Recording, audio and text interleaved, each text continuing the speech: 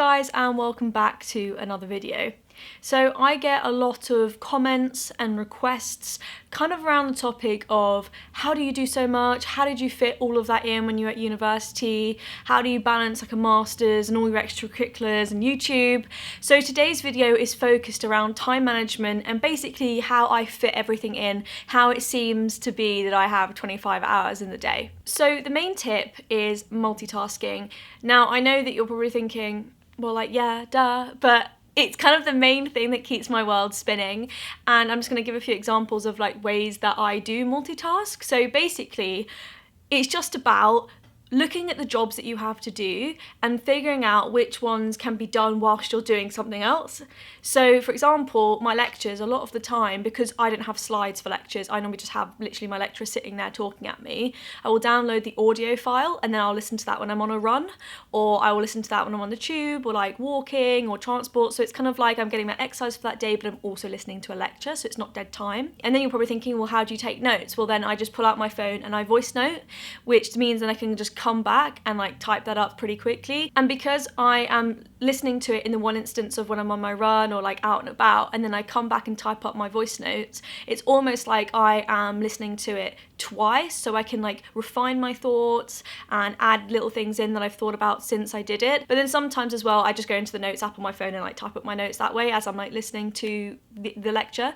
So basically I just do things like that on the go. Secondly, like when I'm in seminars, you've probably seen me do this in vlogs before, when I'm in seminars a lot of the time I do other things, whether it's like doing a bit of yoga, cooking, eating, just so that it's not dead time of me completely just sitting there staring at a screen.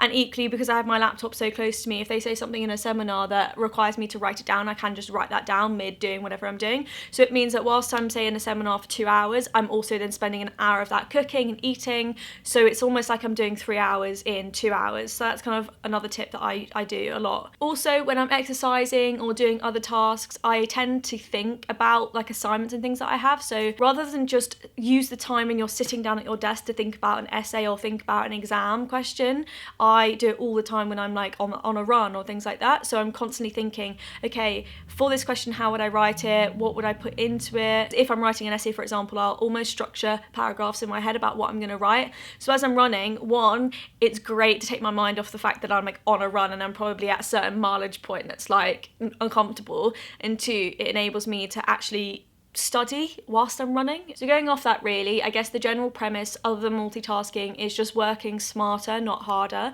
So I work in the times that suit me and that are good for me. I won't just sit there really and work throughout the day, because most of the time I get like burnt out after a couple of hours, I get tired, or I want to go for a walk. So I structure my day so that I know the things that I want to do, such as I've got to study, but I also want to work out, or I want to edit, or I want to phone like a family member or a friend. I will structure the fun things like exercising and talking to people on the phone around my studying.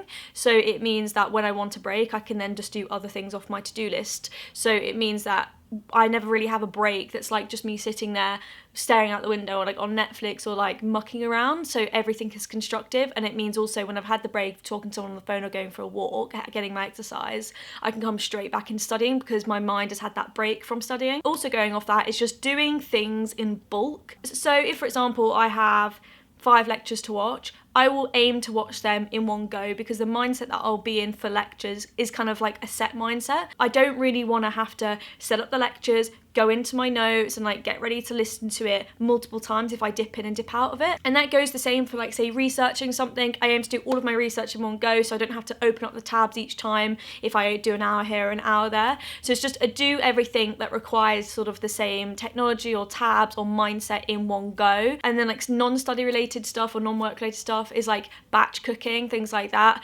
If I'm gonna cook something, I'll do it at least for 2 people so I can have it the next day, because a lot of the food that I like takes probably half an hour to cook, which is a lot of time wasted, which is what I do in my seminars. But it also means that the next day, if I do want the same food, or the day after I want the same food, it'll take 2 minutes in the microwave or in the oven or whatever, so it saves a lot of time that way. Other things I do is, it kind of sounds bad, but like, let me explain it, is I do what's necessary in terms of studying. So if they give a reading list and it says, okay, read 3 cases in full and read the textbook and read an article and then listen to a podcast, that's typically things that I get on my reading lists.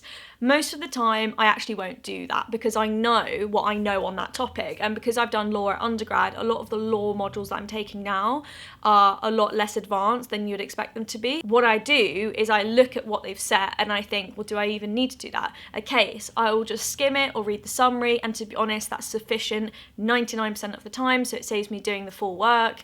Listening to a podcast, if that podcast just repeats what's in the textbook, what's the point? Like, it's good if you want to solidify your understanding or you don't understand, but a lot of the time I'll read something and be like, cool. So it's just wasted time if I were to do everything that I get set. So it's about looking at what you're getting set and seeing, knowing your understanding and knowing your capabilities, do you need to do all of it, or are there other ways that you can get that same understanding? For example, a lot of the time I get set big long philosophy papers, and what helps me is just listening to like a 5-minute YouTube video before I read it, because then I have the full context of what it's going to be about and it helps me read it a lot faster. So even though I am spending probably 5 minutes extra watching a video per paper, at the same time I'll read that paper twice as quick, because then you can just skim it because you kind of know what's coming up.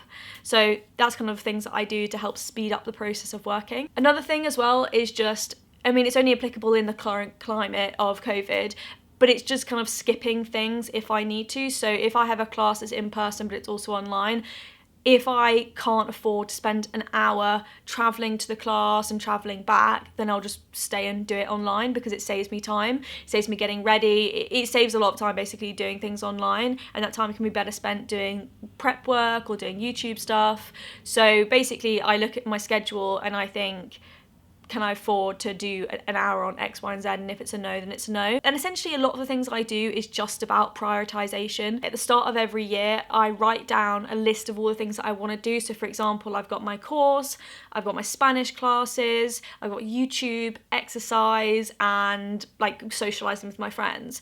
And then I kind of structure them in terms of what's more important to me. So for example, then if I have an essay due and I have my Spanish class and I have a social thing to do, I can sit there and go, well, which one's more important to me? And I'll probably just not go to the social thing because, you know, my classes are more important than going to the pub or whatever it may be. So I basically sit there with my prioritization list and think, we work from the top down, and if we happen to have enough time to meet the bottom, i.e. the fun things, that's great, but then if we don't, we just do the most important things at the top. And that's kind of how I get everything done. I've got to say, side note, like, I know a lot of you guys think I'm super productive, but there's a lot of sacrifice that goes into that, whether that's sleep, whether it's seeing my friends, going out. Like, in third year and obviously this year, I literally go out probably once every 2 to 3 weeks with my friends, like obviously post lockdown, but like, you know, it's not very often. Whereas in my first and second year, I went out 3-4 times a week. So it's a sacrifice you make to have the YouTube live and like do everything around it. And equally, as I said, if I'm going down my prioritization list and I really want to go out, I'll just sacrifice sleep for it. And there's a lot of times where I have like 4 hours sleep a night. Yeah, basically my final tip is just to plan. It ultimately is just about organisation and planning.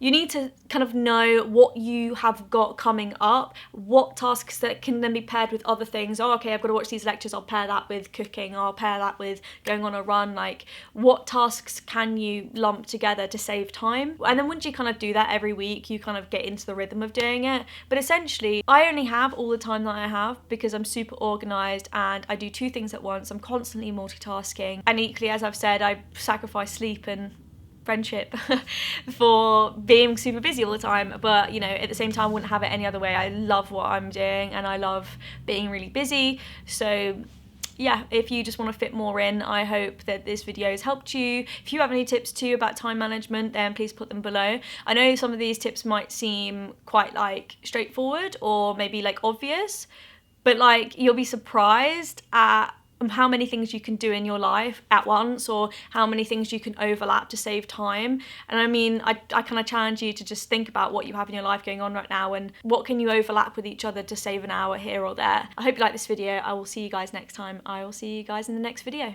Bye guys.